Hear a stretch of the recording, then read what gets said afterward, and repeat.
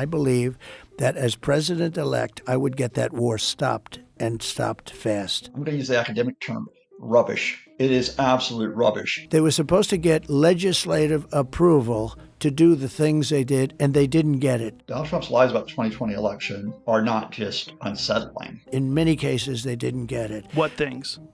Anything. They are dangerous. I get that question as much as almost any question. Do you think that we have aliens coming, flying around or whatever? What do you think? There's no reason not to. That's how big the threat is from the Trumpists and how big it continues to be if he loses this time around. We have the Joe Rogan interview with Trump. It's 3 hours long. After 2 days, it's already got 33 million views. It's still growing. Joe Rogan, he's known for being an MMA, UFC commentator, isn't he? What does it sort of say about the influence of Joe Rogan's podcast, for example, on US politics? Well, I think Trump's appearance on the Joe Rogan podcast, as well as Trump and Kamala Harris being on a whole series of podcasts in this election, it takes us to a different type of media environment than one that I would have grown up with, or indeed a different media environment up until about 10 years ago when it comes to elections. A lot of people would think of media coverage as being, well, what are the major TV stations saying? Or what are the major newspapers saying? As you've seen from the candidates, they're realizing that these podcasts can get millions, sometimes tens of millions of listens. Joe Rogan hosts Donald Trump. Rogan is the #1 podcast series. Call Her Daddy is the #2 podcast series with Alex Cooper, and Kamala Harris appears on there. Kamala Harris has been on with Charlemagne the God, who's prominent amongst the Black community. And then there have been Hispanic language outlets, and then there have been Spanish language outlets. There have been language outlets for the Latino community that they've gone into. And quite often this isn't reflected in what you might call the top line coverage of U.S. politics, because it's still traditional in some ways in terms of where it looks in terms of Washington, New York, other major centers. And the fact is that in a much more fragmented and diverse media environment, people from many different communities, young people, ethnic communities, communities in different parts of the United States, they don't go to those standard TV or print outlets for their news or their analysis. They go to these podcasts. If I told you exactly what I do, I could never make the deal. All I can tell you is that I would meet with Putin and I would meet with him, and I know exactly what I'd say to each one of them. And I believe that as president-elect, I would get that war stopped and stopped fast. We have tremendous power in the United States if you know how to use the power. I stopped other wars just by the use of tariffs. What do you make of that claim by Trump that he has stopped other wars by the use of tariffs? I mean, as with Donald Trump, the starting point is using facts. You have to take on layer upon layer of falsehood. I mean, Donald Trump stopped wars when he was president, or could stop wars within 24 hours if he became president again. I'm going to use the academic term rubbish. It is absolute rubbish.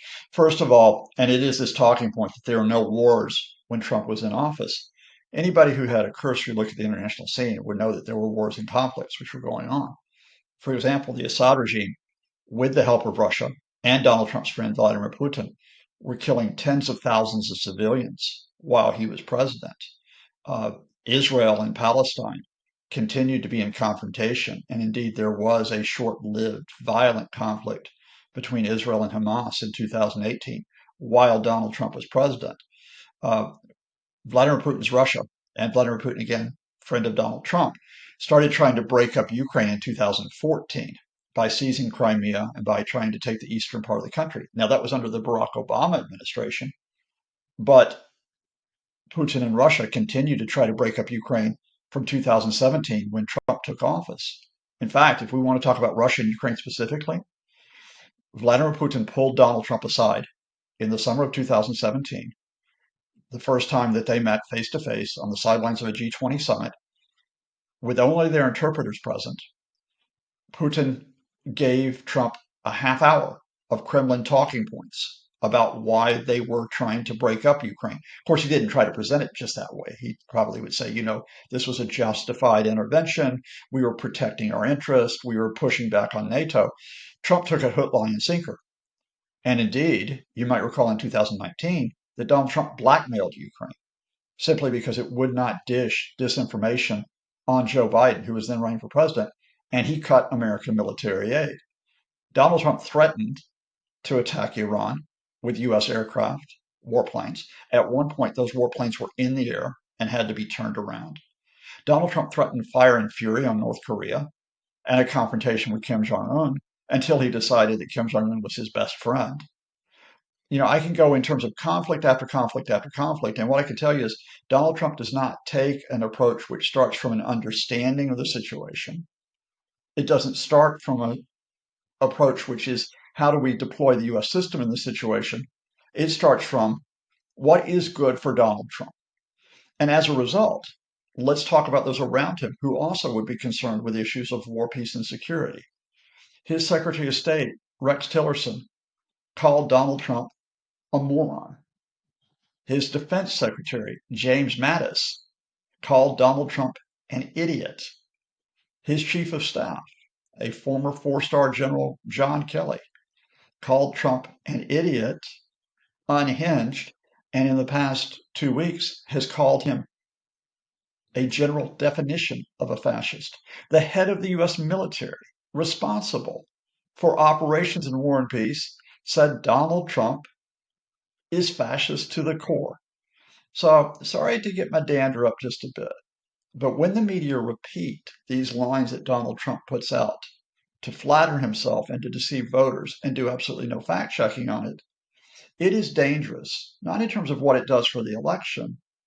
It is dangerous in terms of what happens to U.S. national security and foreign policy if that man should return to the White House, given his very loose connection with reality. Look at Iran.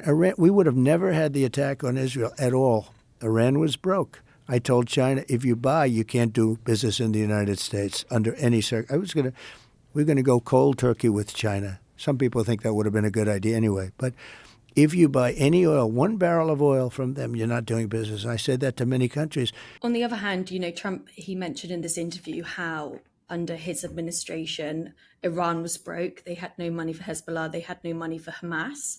What do you make of those claims? It is true. Do you think that potentially his actions did limit the effect that Iran could have? It is clear that Donald Trump withdrew the U.S. from the nuclear agreement reached by the Obama administration and by other countries, Germany, France, the UK, China, and Russia, with Iran in 2015.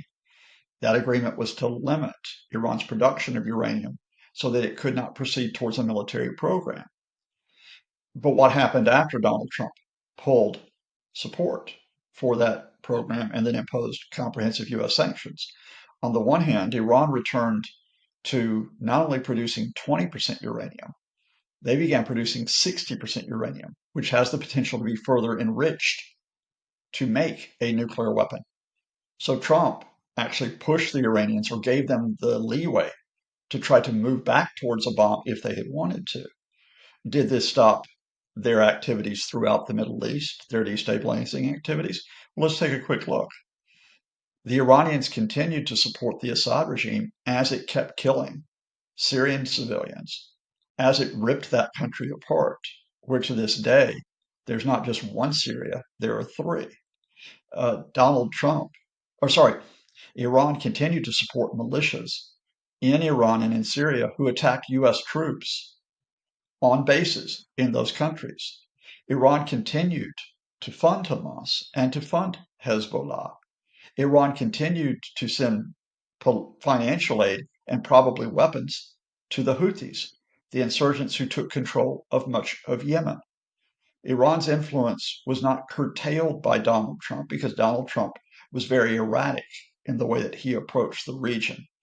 So no, as with all the claims in terms of Trump, there was not a systematic U.S. approach that put Iran or the Iran's regime into its place.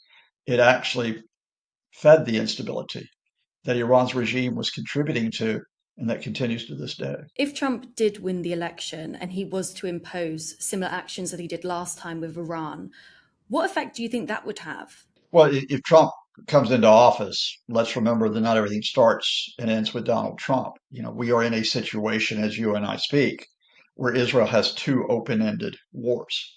They have a war in Gaza, which has killed 43,000 people, the large majority of them civilians, after Hamas's own mass killings in October of 2023. They now have an open-ended war in Lebanon, where you have more than 2,500 Lebanese, most of them civilians, who have been killed. There's the prospect of an Israel-Iran confrontation. Indeed, both sides have exchanged volleys of ballistic missiles uh, in the past month. The question here is what Donald Trump would do if he enters this arena. First and foremost, let's take something which he said, which is not a deception or a falsehood. He has said that he will give full support to Benjamin Netanyahu, the Israeli prime minister, and indeed he has claimed the Biden administration has been too weak in support of Netanyahu. So there will be no attempt by Donald Trump to end the war. It will be support of those open-ended wars that Netanyahu is pursuing for personal reasons, political, legal, because he wishes to avoid trial and bribery charges, as well as broader reasons that the Israeli military and government might have. Uh, Donald Trump will not come in to seek a settlement between Israel and Palestinians, including those that are in Gaza. Uh, Donald Trump will not come in and seek a reconciliation of any kind between Israel and Iran. Donald Trump will try to exploit the situation, probably by embracing Netanyahu and getting a photo opportunity out of it. But that's about as far as it goes. And it's interesting because in the interview, there was barely any mention of the Israel-Gaza conflict, wasn't there? What did you make of that? Well, the problem here is if you actually approach the Israel-Gaza conflict, it's difficult for any politician. It's different for Kamala Harris here, because on the one hand, if you were to say, as Trump is doing, oh, I'm going to give full support to Benjamin Netanyahu, I'm going to let the Israelis continue to kill people in Gaza, you risk losing that inroads he's trying to make with the Arab American population and with the Muslim American population, including in a key state like Michigan. On the other hand, if you give support to Gaza civilians and if you put pressure on Israel to stop the attacks, say by cutting American military aid, you're going to lose a lot of voters who are pro-Israel in their sentiments. Most of American political culture is still pro-Israel, despite what's happened in the past 13 months. So the best thing to do is just to avoid any type of detailed discussion of Gaza and now Israel and Lebanon altogether. Presidents, if you take a look at what's happened, look, I'm for having countries pay us billions and billions and trillions even dollars. I took in hundreds of billions of dollars from China. Nobody took in 10 cents, not one other president. Studies have found that America actually bore an overwhelming majority of the costs of Trump's tariffs on China, right? What do you make of him making those claims? When Trump makes his claims about tariffs, and let's talk about the tariffs on China, specifically imposed, and note, by the way, that the Biden administration kept some of those tariffs, which are in place to this day. They do not bring billions of dollars into the United States. That's a complete misunderstanding of how tariffs work. What happens here is that Chinese exporters know they're going to be charged more because of the tariffs effectively coming into the United States. So what do they do? They raise their prices because they still want to maintain a profit margin, right? Now, who pays those prices or that increase in prices on Chinese goods? Well, American consumers pay it. American manufacturers who use Chinese components pay it. American farmers who use Chinese inputs for farming, they're the ones that pay the cost.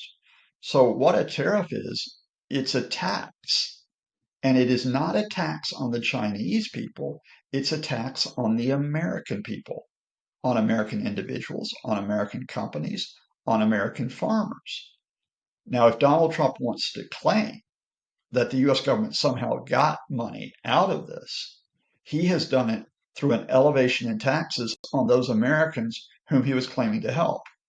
But that's a rational approach to explaining tariffs. When Donald Trump, just over a week ago, appeared before the Economic Club of Chicago and was being questioned by the CEO of Bloomberg, the questions were all about tariffs and how much they would cost. Not only would Trump not answer the question, possibly because he could not answer it, because he doesn't really understand how they work, or he would not answer it. He deviated into riffs about Barack Hussein Obama and Emmanuel Macron, and said he would put a tariff of 20,000% on cars. And then he turned to the CEO of Bloomberg and said, in front of an audience of economists, of business people, and said, you experts, you don't know what you're talking about. You never get it right. So Donald Trump, with an absolute lack of knowledge about tariffs and the economy, is sitting here trying to demean those who actually are trying to come to grips with what the consequences of a Trump presidency would mean for tariffs and the economy. By the time I finished, we had no problem with North Korea. We were really, it was a little tough at the beginning, remember? Mm-hmm. He said, I have a red button on my desk. I said, I have a red button also, but mine's bigger than yours and mine works. I liked how you called him Little Rocket Man. I said, yeah, Little Rocket. I said, Little Rocket Man, you're going to burn in hell. And it was a rough, Yeah. so rough that people were worried. This is crazy. And then one day I got a call, sort of like a fight.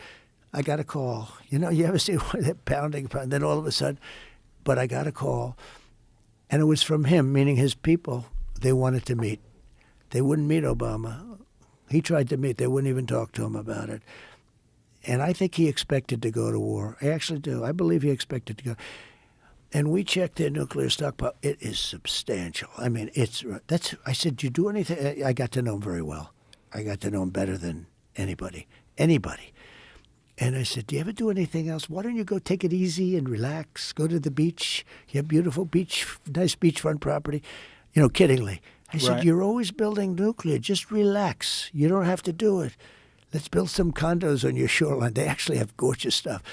And he said, I just have to do it because I need it for my safety, etc. I got to know him very well. We had no problem with him. If you have a smart problem, if you have really the right president, a smart president, you're not going to have a problem. There is this question about whether perhaps the nature of Trump, he's sometimes erratic, he's keeps you on your toes. Do you think that perhaps in some ways prevents these leaders from feeling the need to upset him in any way and hold back from any plans they might have to upset US relations? What do you make of that argument? It's not the case that foreign leaders are trying not to upset Trump and that somehow he comes out the winner in this. It's that foreign leaders know they can play Trump.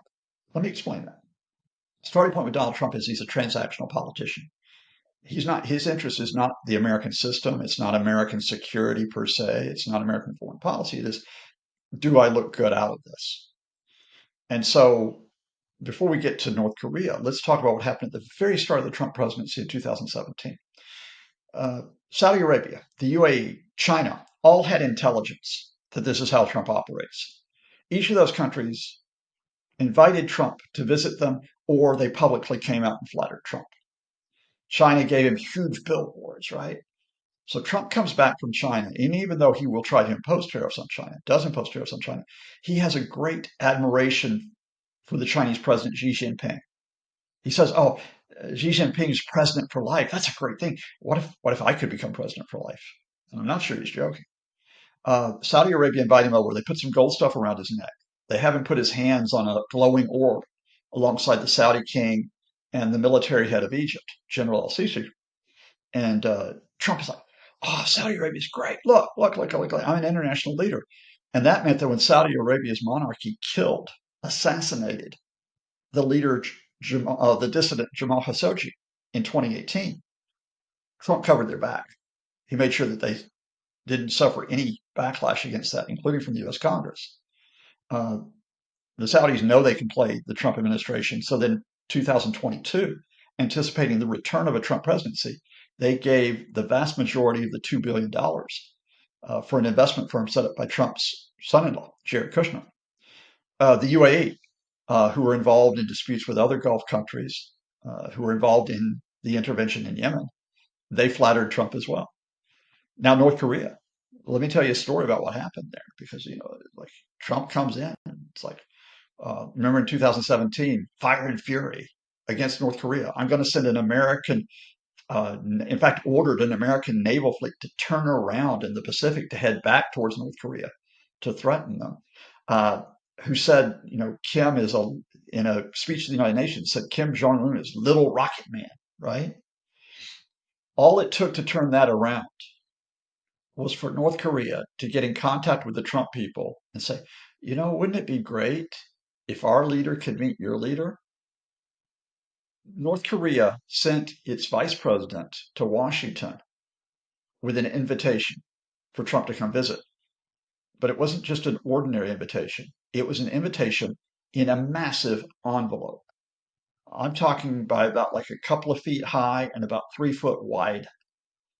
And there's a photograph out there on the internet of Donald Trump beside the North Korean vice president beaming that they had given him an invitation in a giant envelope. What follows? All of a sudden, Kim Jong Un is not little rocket man. We're not talking fire and fury. Trump's going to see a leader who has done great things for his country, something which might come as news to the world when you hear about what's happening to North Koreans. All you got to do is stroke Trump's ego and you can flip him around, which is why Donald Trump has more sympathy for authoritarians like Vladimir Putin, who had flattered him, and Hungary's Viktor Orban, who has flattered him and paid him a personal visit, and Kim, than he does for America's allies, who actually have to do the hard work of dealing with the United States when it comes to military, economic, and political matters. Potentially even having that relationship there, though, between the two leaders in some ways can act as a deterrent. What would you say to that? Well, certainly, at least the United States and North Korea didn't blow each other up, and that's a plus. I'm quite happy about that. But why did you put yourself in a position where the U.S. and North Korea were going to blow each other up anyway? I mean, that's the first question to Trump. And then secondly, what does it mean in terms of a cost when your priority is flattering Kim Jong-un? What it means is that the international sanctions regime on North Korea, because it does have a nuclear weapons program, because it does have a ballistic missiles program, because it has threatened to use these, you've undermined that international sanctions program. What does it mean when your priority is flattering Kim Jong-un? It is a risk to South Korean security. They share the same peninsula with North Korea after, let us remember, there was no peace treaty to end the 1950 to 53 war between the two countries. What does it mean in terms of Asia Pacific security or military planning when Donald Trump can undo it with a tweet about North Korea? So that's the cost. I'm all for peace. Peace is a great thing. What I like is, however, peace which is done systematically, which is done in a way where the rules of the game are established in the system rather than being peace at the whim of a man's ego, which is effectively what you get with the Trump administration. I want to talk about 2020 because you said over and over again that you were robbed in 2020. Yeah, totally. How do you think you were robbed? Everybody always cuts you off. I'm going to They allow. do. Well, they not only cut you off. Well, what I'd rather do is we'll do it another time, and I would bring in papers that you would not believe. So many different papers. That election was so crooked. It was the most crooked election. Okay, but give me some examples of how. Well, let's start from the top and the easy ones. Okay. They were supposed to get legislative approval to do the things they did, and they didn't get it. In many cases, they didn't get it. What things? Anything. In this interview, he obviously talked about how there was election fraud, as what he claims that I won the second election so easy. It was crooked, old-fashioned ballot screwing. We know these are false claims made by Trump. But what sort of picture does this paint for the US election coming up? The Times did a study. It found that a quarter of Americans fear civil war after the election. How does this rhetoric used by Trump paint a picture for what we might expect if he doesn't win again at the next election? Donald Trump's lies about the 2020 election, and they are lies. He knows, in fact. He's on record knowing that they are lies. Donald Trump's lies about the 2020 election are not just unsettling.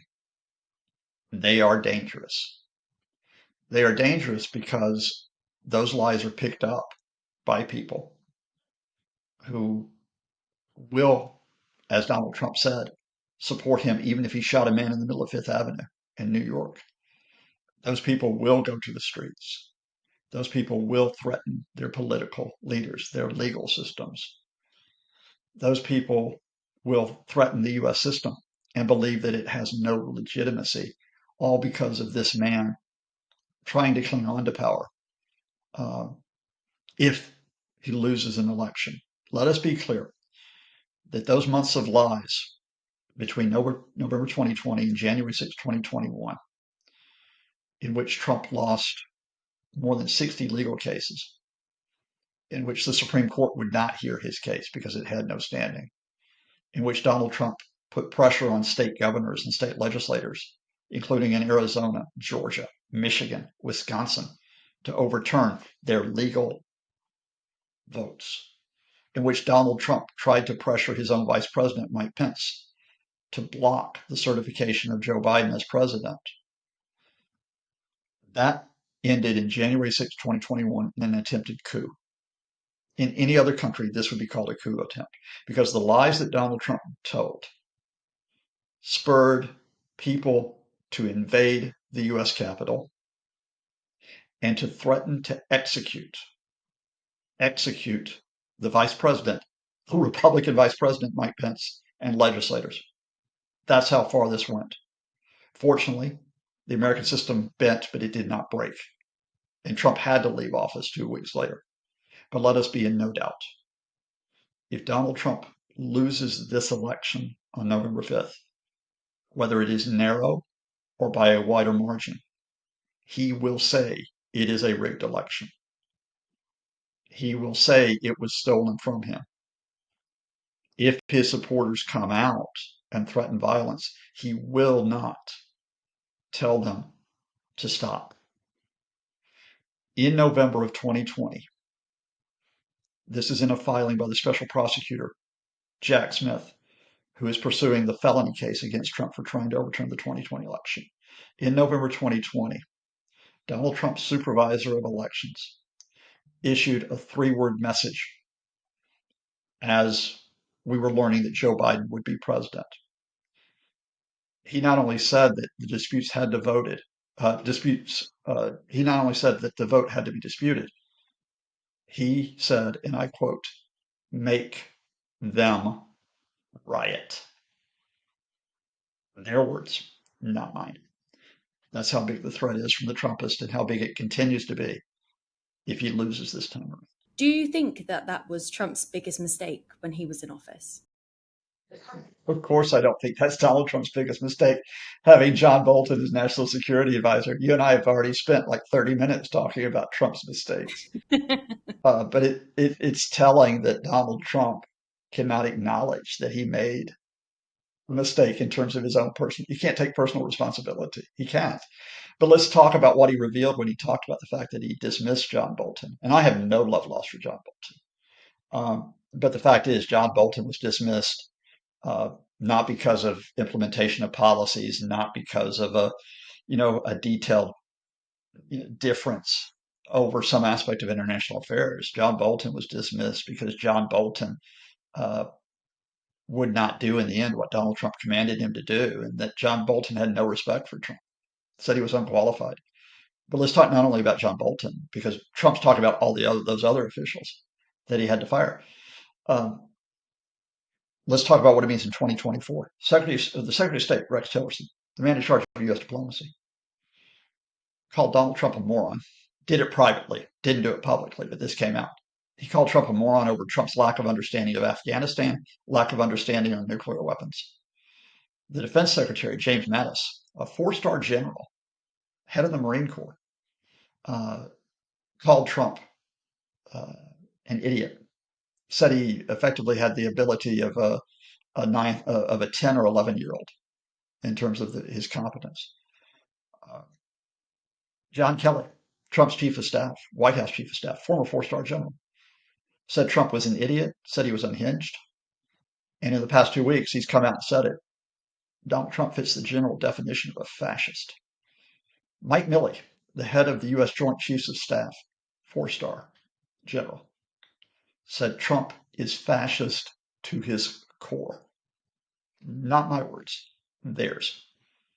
This man is not qualified in terms of his knowledge or his understanding to be president. But even though this man is not qualified to do so, he does not recognize that limitation. Instead, he doubles down by lashing out. And when he lashes out, he wants power for himself. He will fire these people to try to take power for himself.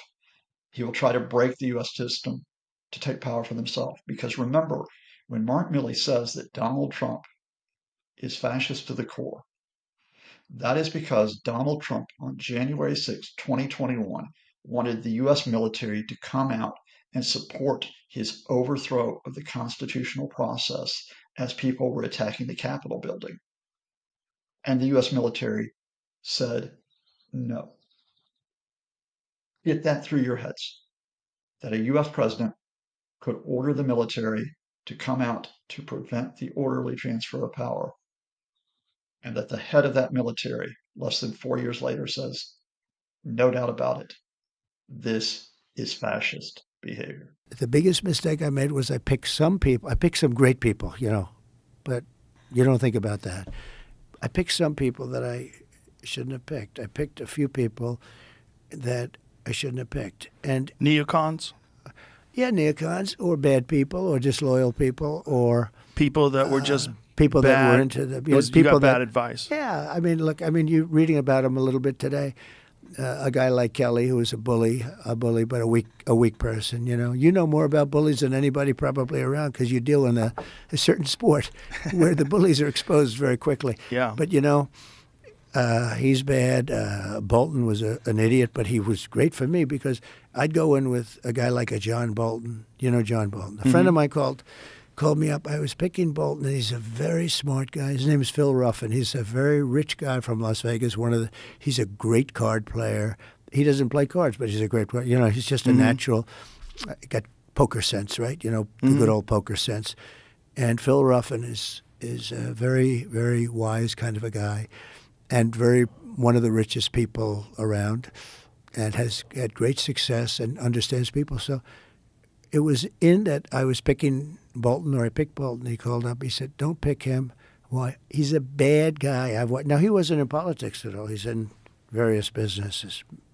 He said, "He's a bad guy. It always works out bad with that guy."